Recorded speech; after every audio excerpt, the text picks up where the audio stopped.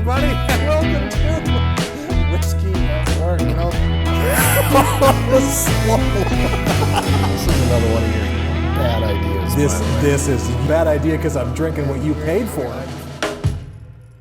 Hello, everybody. Why? It's Mark Houston and Rob Henry. It's Whiskey at Work. You make me so sad. You can tell there's a holiday coming up because There's nobody here. Everybody's half-assing it right now, except for us. Except for this show We're right now. We're whole-assing it right now. We're doing the whole thing. This is as whole-assed as I've been all week. Gross. Okay, so here's what's happening. We're at work. What time is it? It's about a little before 4 o'clock, and coming up this weekend is the 4th of July holiday. Or Monday. Well, it's the entire weekend because it's going to be on Monday, so they're going to be celebrating from 5 o'clock Friday. We start celebrating Thursday at 3:30 if you want to come over. Well, we're doing it Tuesday at 10 to 4. Is really how early we're starting this thing.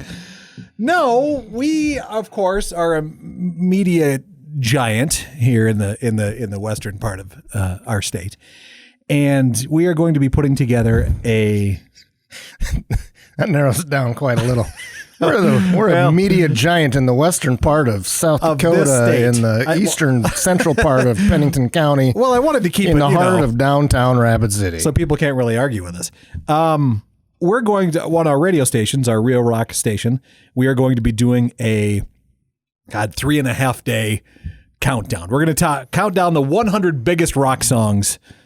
Hope you're doing it more than once. So that's not very many songs. No, it's going to run. Days. It's going to run Friday at 5 o'clock until Monday night at about 1 a.m. So after everybody's done with their fireworks, the number one song will play again. Are you ever going to play the top 10 songs during a time frame in which people will be awake? Yes, the number one will hit Saturday at like noon and Sunday at like 6.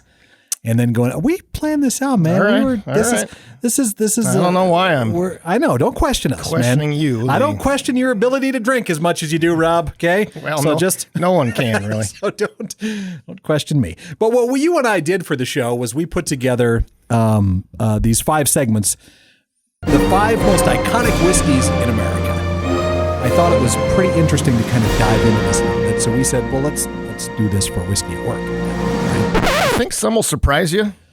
Well, some not so much. If the number one surprises you, you don't drink whiskey. I mean, you can be a teetotaler, but you should know what number one is in the United States. We're not necessarily ranking these from best to worst. No. Either. So that has keep that in mind. Right. That has to be made perfectly clear. Which will be made perfectly clear with number 5. But these are just the biggest American branded whiskeys, I mean, we think, in the nation.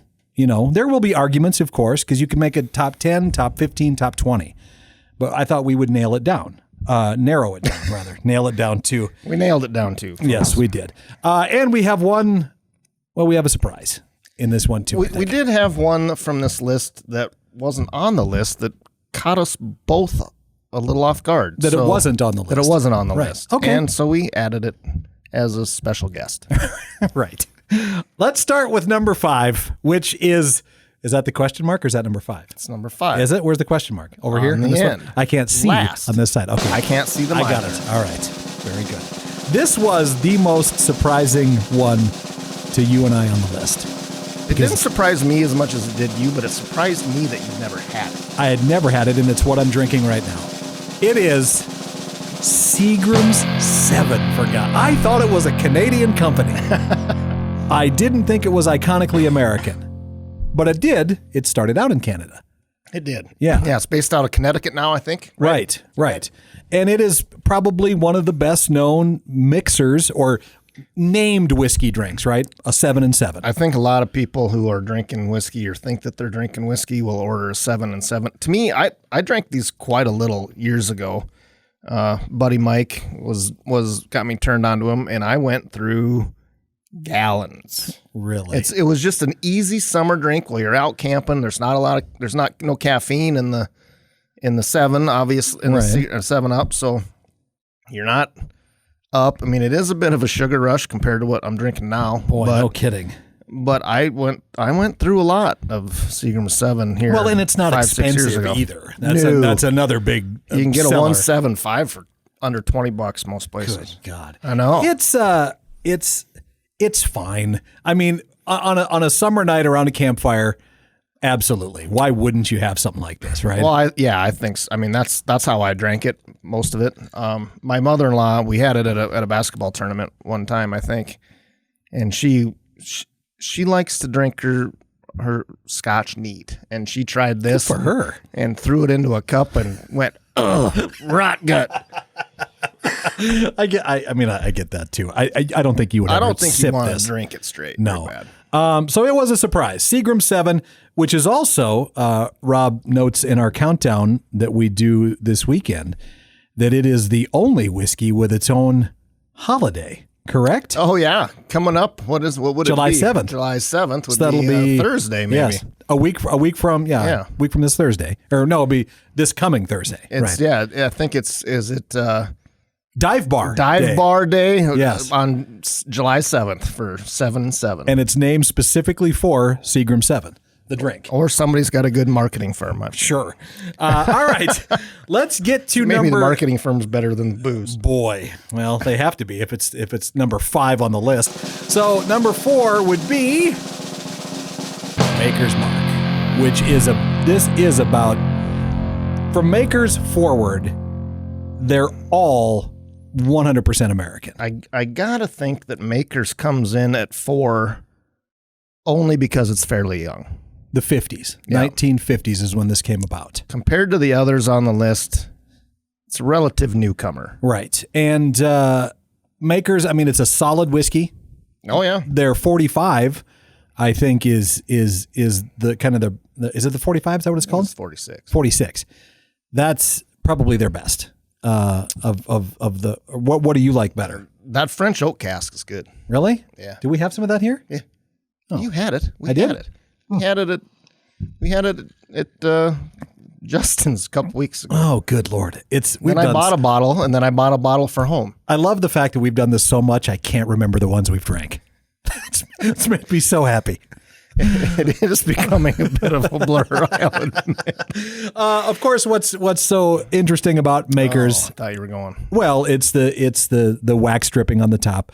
All of those bottles are hand dipped, even the little ones. 100% of those on the line are. We don't normally buy the little ones. No, so no, we caused him some don't. Consternation there. Right, exactly. So that's what makes Makers so unique. And it was a husband and wife team that created it. The wife is the one who decided that most whiskey bottles were ugly, and she said, "I want to make them pretty." Made it stand out on the shelf. Yep, and she designed that whole thing. Marjorie, I don't remember her last name right now, but her first name was The Marjorie. thing that I found interesting is that they tried over and over and over to get this wax right. And they finally found a concoction in like their Fry Daddy at home or Yeah. their crock pot. And the wax only melts at 350 degrees. So when they're shipping it, it doesn't melt all over everything else. That's science. That's why I'm on the radio, folks, because I don't understand how any of that works. All right, let's go to number 3 on the list, which again is not really a big surprise. It shouldn't be.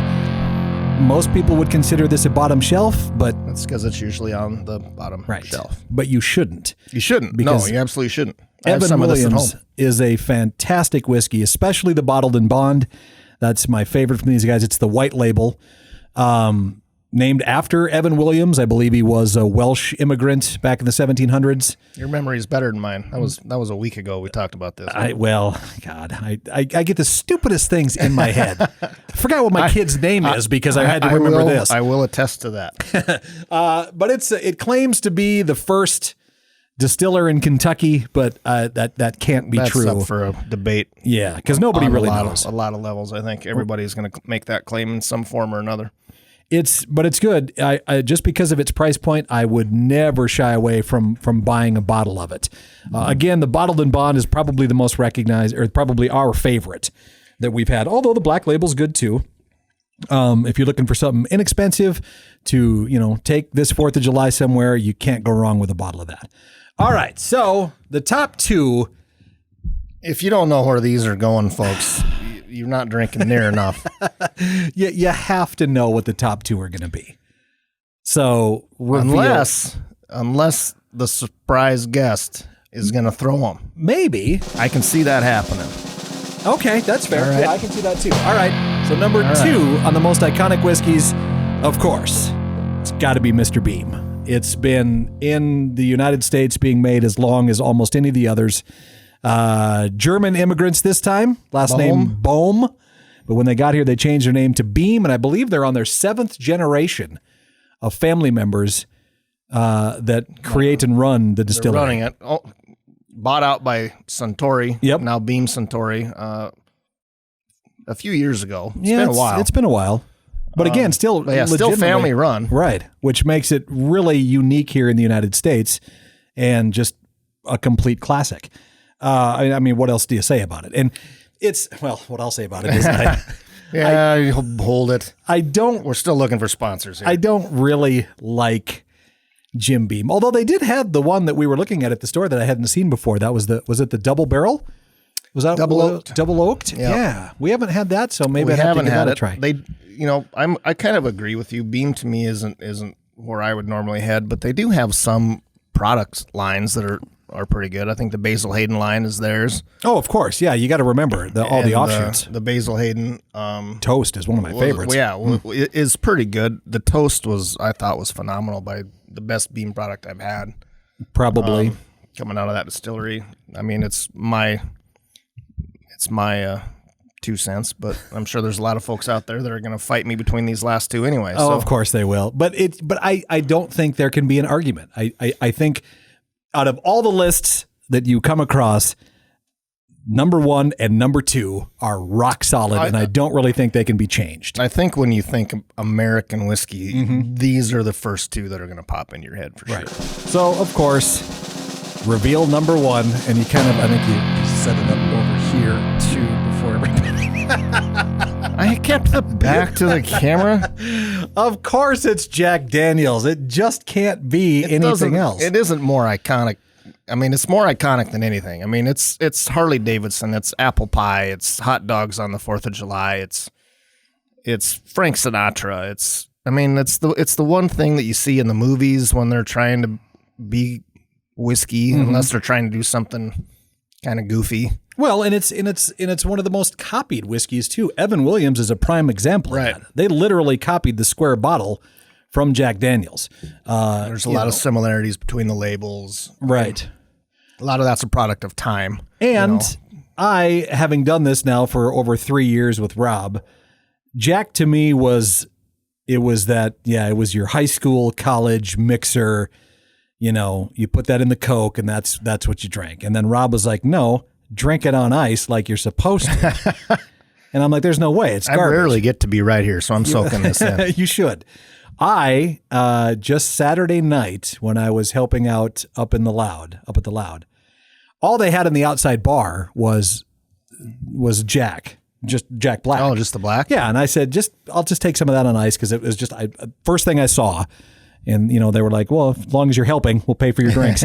So I poured it in there, let it sit for 2 minutes and took a sip. And I'm like, God damn it. I hate you so much, Rob. I hate you so much. I love that I have this little space in your head. But it's cheaper than my mortgage by more than a little. It's solid and it tastes good. It's just super full flavored. I mean, I've heard people that don't like the charcoal mellowing, which I can understand, but to me, it's just so full flavored compared to, some of the folks that really like the Canadian stuff, which I don't begrudge them. I mean, drink it all you want, drink it how you want it.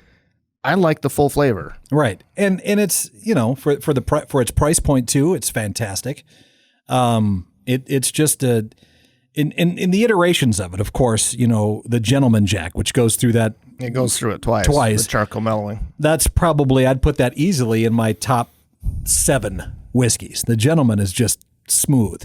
My all-time favorite is the Sinatra. It's, I don't know, man. I just hate the fact that you've made me like this. And that Sinatra is super full flavored because they leave the shavings of the barrel inside the barrel when they and it's ages. grooved, correct? The barrel is grooved on the inside to let that whiskey get in and out a little bit more. And of course, they've recently come out with the bonded and the triple mash, which and the 10-year and the Coy Hill. oh my goodness, They've expanded the world. They've expanded their product line quite a few products in the last year. And none of it feels rushed. No, All of it feels like they've really paid attention because none of it's bad. I mean, none of it you're like, oh, yeah, I don't none of know. it comes off as an accident. For right. sure. There you go. Okay, so that's spanned two different distillers at this point. You know, when Jeff left, he must have had some of this stuff in the barrel. in the barrel already, knowing that there was a plan for it. Now that Chris is in charge, he's coming out with it. So, I mean, good for both of them. Good for Boy, Jack. no kidding. And it's all delicious. It really is. It's easy to see why it sits at number 1 on this list. Now, the wild card that we had to throw in here. I like what you did there. Because what did I do? I don't even know. You don't even know it. You didn't even realize it. I didn't even realize I did. Well, don't tell me. You want me to reach this one? Can you get it?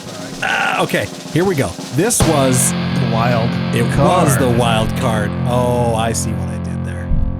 That wasn't that Barely. good. Barely.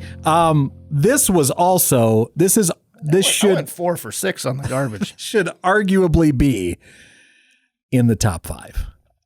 Wild turkey is also synonymous with almost anything American, especially when it comes to hunters, when it comes to outdoors. I think wild turkey is always in a pack somewhere. The Wild Turkey 101 is on every list that I've seen about American whiskeys that you should drink. I think Wild Turkey has some great products. I'm not sure that 101 is the one I would start off with. Right.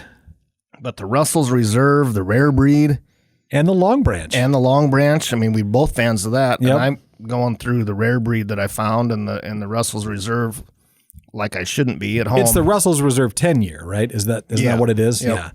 And the Rare Breed, that's almost unicornish anymore in finding it. It seems really difficult to get your hands on. Yeah, I found that one on the shelf in Brookings, oddly enough. Really? Yeah. What's the price on that? Do you know offhand? It wasn't as bad as I would have thought it. And Brookings is a little higher price than they are in most places Right. around here. I don't know, $40, $45. It wasn't bad. Okay, that's not bad. All right, well, there's our list. There's our 5/6 most iconic American whiskeys. And you can argue this in the comments. We would love to know what you think. And what maybe we have missed. I don't know. I'm sure there's a couple out there. I saw a list earlier today with American brands and had Michter's on it. Well, I suppose you'd throw Buffalo Trace in there too. You could to a degree. I mean, that's, they really kind of rule the roost with all of their different iterations right now. Sure, But I'd throw Buffalo Trace in. I mean, not for iconic. I mean, not for just what everybody thinks of, right? I'd throw them in there. I'd throw them Maybe. in the top 6, maybe. Okay. Well, again, we want to invite you this weekend to listen to our Real Rock Countdown that we're doing.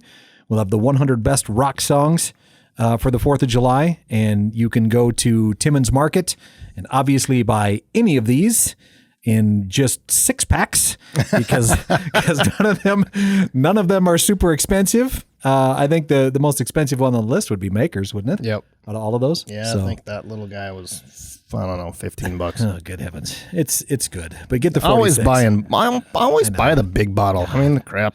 Rob gives me so much crap about that every time I go, why'd you just get the 750 when they had the giant one right next? Well, because I don't drink that much of it, Rob. I know, but then you don't have to go back to the store when you run out. Half the fun is going to the store to see what else is there. You're taking You can that away always from stop you, by is the what you're store. doing. No, I'm telling Well, you. that's Buy true. the big bottle. Leave That's it on the shelf. I'll be over at some point to help you out. All right. Again, if you would like to comment on this, we would love. I would love to hear some. This would. might be the first time that I would. Do you want to hear somebody comment welcome on some social media? comments? I may be Wow. may inviting trouble there, but Yeah, you really you're like, probably yeah, are. we want the other guy. Can you All get right. him to shut up a little?